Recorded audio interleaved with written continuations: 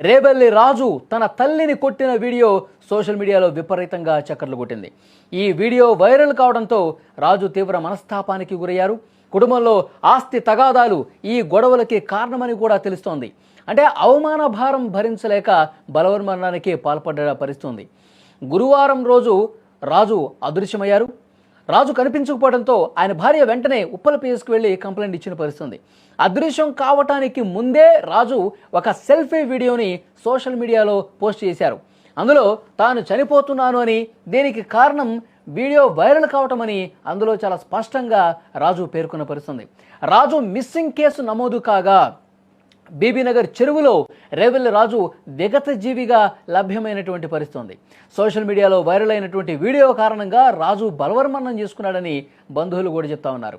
దీనికి కారణం ఎవరైతే ఉన్నారో ఆ వ్యక్తుల మీద కఠినంగా చర్యలు తీసుకోవాలని డిమాండ్ కూడా చేస్తున్నటువంటి పరిస్థితి ఉంది. ప్రస్తుతం రేవెల్లి రాజు మృతదేహంతో ఉప్పల్ పిఎస్ ముందు బీజేపీ బీజేవైఎం నాయకులు పెద్ద ఎత్తున నిరసన వ్యక్తం చేస్తున్నారు. న్యాయం జరిగే వరకు ఆందోళన విరమించేది లేదని వాళ్ళు తెగేసి చెప్తున్నటువంటి పరిస్థితి.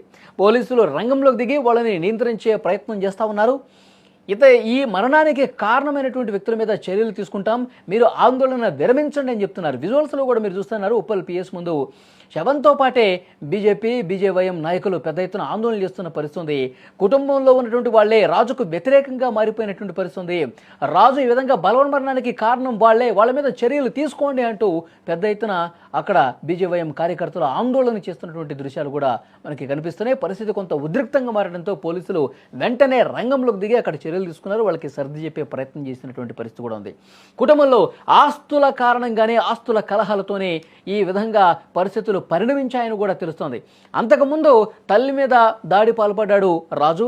ఆ తర్వాత పరిణామాలు కూడా గుర్తించి ఆయన వెంటనే ఆ సెల్ఫీ వీడియో ఏదైతే ఉందో అందులో క్షమాపణ కూడా తల్లికి చెప్పినటువంటి పరిస్థితి ఉంది. అంటే ఈ సెల్ఫీ వీడియోని ఎవరు రికార్డ్ చేశారు, ఎవరు ఈ వీడియోని వైరల్ చేశారు, దీని వెనకాల కారణం ఏంటి, ఇవన్నీ కూడా ఆ వీడియోలో సెల్ఫీలో ఆయన మాట్లాడినటువంటి పరిస్థితి ఉంది. అంటే కుటుంబంలో ఉన్న వ్యక్తులే టార్గెట్ చేసి ఇంత దారుణంగా వైరల్ చేశారు, ట్రోల్ చేశారు అన్నది కూడా అతని బాధగా అర్థమవుతుంది. ఒక్కసారి ఆయన ఏమన్నాడు, సెల్ఫీ వీడియోలో ఏం మాట్లాడారన్నది కూడా ప్రస్తుతం చర్చనీయాంశమవుతుంది. రాష్ట్ర వ్యాప్తంగా బీజేపీ కార్యకర్తలు ఇప్పుడు ఈ వీడియోను కూడా వైరల్ చేస్తున్నారు.